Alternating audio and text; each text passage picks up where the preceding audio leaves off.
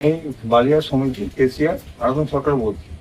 ইফকো থেকে একটা ডেমো করা হয়েছিল, ওই আপনার ডিএপি, ন্যানো ডিএপি দিয়ে বীজ ফেলার পদ্ধতি, একটা কৃষকের পদ্ধতি আর একটা ডিএপি দ্বারা ন্যানো ডিএপি দ্বারা বীজ ফেলার পদ্ধতি নিয়ে দেখা গেল যে চাষি কৃষক যে বীজটা ফেলেছিল তার বৃদ্ধি খুব কম, অথচ ন্যানো ডিএপি দিয়ে যে বীজটা ফেলা ছিল তার গ্রোথ অনেক বেশি আর গ্লেজও বেশি।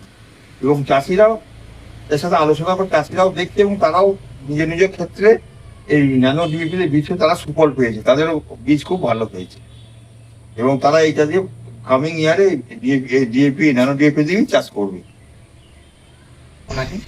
যখন এটা দিয়ে ট্রেড দিয়ে ডেমো করা হয়েছিল তখন আপনি এখানে বর্তমান ছিলেন? হ্যাঁ, আমি এখানে প্রেজেন্ট ছিলাম। আচ্ছা, তো আপনি দুটো দেখে পার্থক্য কি মনে করতে আছেন?